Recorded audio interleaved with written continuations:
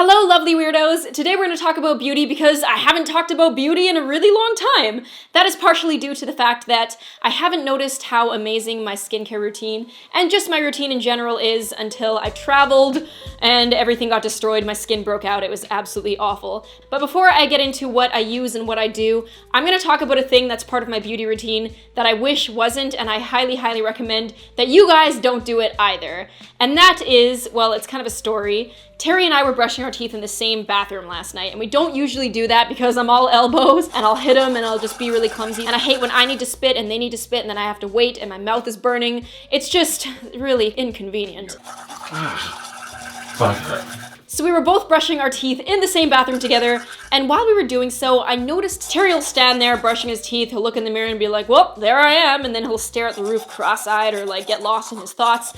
Whereas for me, I will brush my teeth and look really closely in the mirror, and I will just analyze my face. Almost anything that you look at that closely, you're gonna find some sort of flaw or divot or like line in there. Ooh, you got a problem? No. Do you? My brain has this conspiracy theory that I've had fine lines my whole life and I've had bags under my eyes and under eye circles because when I look at baby pictures, I had under eye circles. It was totally normal, but I've been taught by eye creams and marketing that this is wrong with me and that I need to buy products to fix it. You can use as many products as you want. You can go shopping and buy and splurge and treat yourself and pamper yourself. That is completely fine, but don't do it because you hate yourself. Don't do it because you looked a little bit too closely in the mirror and you saw a totally human thing that you don't want to exist on your face anymore. We're all human, and I like to take care of my acne and my body and my skin, but at the same time, I'm really gonna have to try and stop staring in the mirror so closely as if I'm searching for Waldo or something. So we're going to start with facial skincare first, and this is very simple. I've whittled it down to 3 main products, and the 2 that I use to cleanse are the Josie Maran Argan Exfoliating Cleansing Powder, and I mix that with my Apsara Neem Facial Cleanser. This is the best cleanser I've ever used in my entire life, and I buy this stuff in bulk. I've got 5 sitting over by my makeup, and I've got 2 sitting underneath my bathroom counter.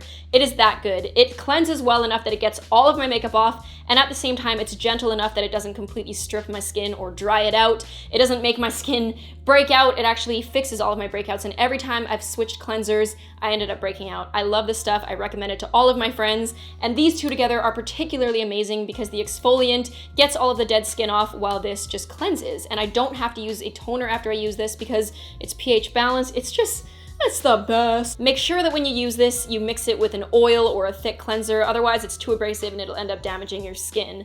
This is a very beautiful product. After my skin is cleansed, I usually cleanse twice, once with both of these and then again with just this one to get everything off. I put Seabuckthorn Best Skin Ever all over my face and my neck. This is amazing, it smells amazing, it's wildcrafted, it's made by a woman named Nadine. All of her products are just very pure and well sourced. I used to use her chocolate Best Skin Ever as well, but as you can see, it's very empty. The smell of this just takes me to heaven. I used to cover my whole body in it after a bath and I regret it because it's kind of expensive, but it's amazing. These 2 are my love, and this one's running out as well, so that really worries me. So those 3 products are the only things I use for my skincare at night. I don't wash my face in the morning. If my face is feeling like really greasy, like I had a really sweaty sleep or something, then I'll splash my face with water, pat it with a towel, and that is it. Very simple, but it works perfectly for me, and I love this skincare routine. In the morning while I'm doing my makeup, in order to make my skin a little bit more tacky so powders stick to it, or to just set my makeup, I either use the Josie Maran Hydrating Nirvana Treatment Mist, or I just use plain old rose water. This is cheap, this is really expensive. Both of them do the exact same thing for me. Both of them smell really good, which is a plus, but this one I wouldn't say is worth it unless you have the extra bucks to just spend on your face. I don't know if I'm gonna buy this again because this works just fine, and I love the smell of rose water. Would you like more tea? More tea. I'm drinking out of my Casabatlo mug that I got from Spain. I was just there with Shakira, and it was a completely amazing experience. I vlogged the whole thing and I collabed with Shakira, so hopefully those videos turn out great and I hope you guys are excited to see them. I realized while I was traveling that the reason why my skincare routine can be so minimalistic when I'm at home is because the quality of my skin is highly contingent on my lifestyle. When I'm at home just chilling out, I eat right, I sleep well, I have things that I can do to wind down and not be so stressed all the time. Whereas when I'm traveling, I eat what's convenient, I don't sleep, and it all goes to complete shit. My skin explodes. It's awful, but I make sure when I'm at home to treat myself right, and especially with food. I eat mostly plant-based when I'm at home, so it's a lot of smoothies and soups and shakes and noodles and pasta. I make sure to eat really hearty things whenever I'm hungry, and I eat until I'm full. I recently found this artist who really likes to critique the current female experience, and she's very against the fact that society tells us that we have to be malnourished and eat less and be tiny and like tiny little things, even if it's not our body type. And she was saying that maybe the fact that the beauty skincare products we buy that are marketed as like skin butter and caviar and milk and just really, really rich things, they're made that way because when we're starving on the inside and we're shopping, those things really, really appeal to what we're craving. Something to think about. Like I said, while I was traveling, I was eating whatever was convenient. I didn't sleep at all. There was so much work to be done. I was trying to keep up with my channel while I was doing other things full time. So my skin broke out really, really badly, particularly on my cheeks. How bad was my cheek breakout, Terry? That was the biggest cheek breakout on record since 1952. By that he means it was the worst breakout he's seen in years. That's what you said in Toronto. Yeah. Thank you for your cameo. And I really wanted my skin to look okay while I was like on the red carpet and doing stuff that I never thought I would do in my entire life. So I resorted to a very desperate measure as per Terry's recommendation, and that is an aspirin mask. And I don't like to use benzoyl peroxide or salicylic acid on my face because I feel like it's too harsh, and if I can just keep up with my lifestyle, my skin will be good enough. But during this trip, I needed a bit of help. So what I did is I crushed this up so it looked angel dust. Please don't leave this sitting around your hotel room because people will judge you negatively. I crushed that up, I mixed it with water so it was a paste, and I just put it on my skin while I was in the shower for 10 minutes. Make sure you steam your face first to really open up your pores, and I just let it sit there and then I washed it off. My skin was almost flawless the next day. My acne was like all of the inflamed parts that really hurt, they were completely just down and gone. It worked. However, I don't want to make a habit of this. I don't think it's healthy to put a drug on your face. That's just me though, and it's just not something I want to do regularly. I want my lifestyle to speak for my skin and not more products that I want to use for it. Another thing about the aspirin mask, like I said, it's really harsh and it sensitizes your skin to the sun and potentially dries it out a lot. So I had to use my most moisturizing cream that I have. This is the multifunction formula all-in-one repair Snail repair cream. This is 92% snail extract. The principle behind it, and I've said this before, is that when a snail is walking around, it presumably steps on a lot of stuff and gets a lot of little nicks and cuts, so the slime that it leaves behind is very nourishing and healing.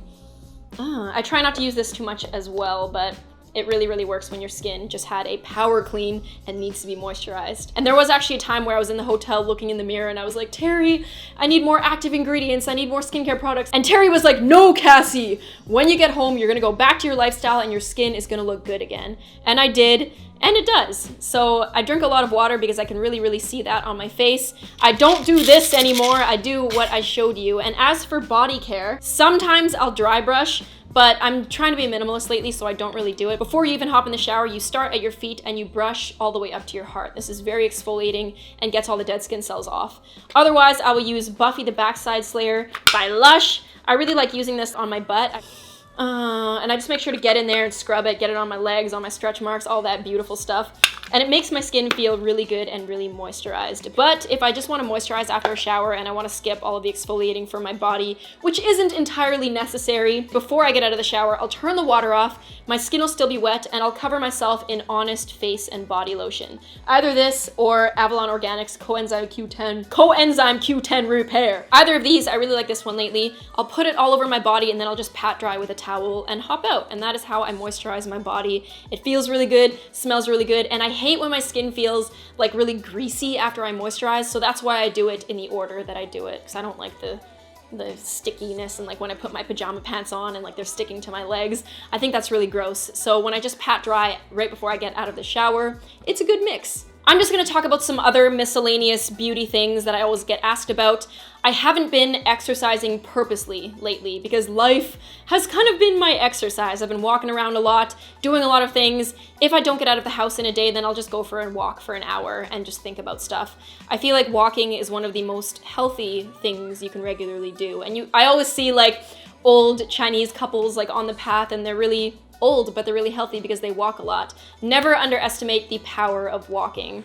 And right now as well, I'm not really obsessed with exercising or how tight my abs are. I'm just obsessed with my mental health and being happy. So exercise is kind of on the back burner right now. I do plan on reintroducing it to my routine, but for right now, I'm just chilling and I'm just happy and it's all good. With my hair as well, I used to dye it once every single month, but I haven't dyed it in about 3 months and I'm probably just gonna leave it. Terry said that I shouldn't leave it because it's gonna look like I have frosted tips. But I keep telling him that it's gonna be gradual and it's gonna be nice, but I guess we'll see. If I need it to be toned, then I will, but I'm just gonna try to abstain from dyeing my hair for a little bit. The last thing I'm gonna talk about is my nails. While I was in Singapore, I jokingly said to my dad, hey, we should go get a mani-pedi together. And he had a look of disapproval and discomfort on his face, but he didn't say no.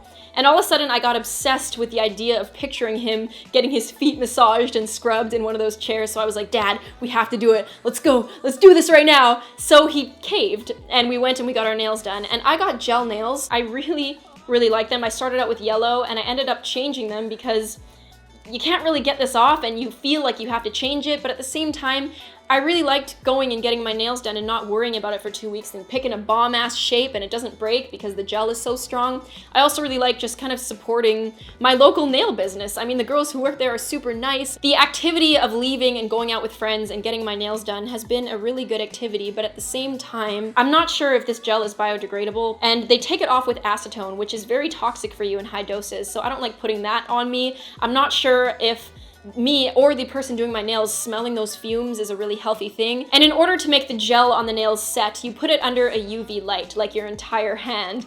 And it's a very low voltage and presumably it has negligible effects on your skin, but it's still a UV light. So to me right now, this is kind of a guilty pleasure. I really like it. Do you guys do nails? If you do, let me know, and let me know if you know anything about the possible negative impact of getting these done, because I need you guys to tell me to stop. I am addicted. I think this is super amazing. And the sad thing is as well, is that I recently bought a bunch of really eco-friendly nail colors and nail polish removers and top coats. I was really excited to use them, but I got them before Singapore and I haven't had my natural nails on since. So I really want to use those. I'm just not excited for the chipping, but you know, life can't be convenience all the time, Cassie. Can you stop? I hope you guys enjoyed this video and got something out of it. I really took the time to point out a lot of stuff that I'm doing wrong, so I hope you guys appreciate that. I'm not perfect. Nobody is. I hope you guys enjoyed this video. If you did, please give it a thumbs up, and I will see you guys on the next one very, very soon. Bye!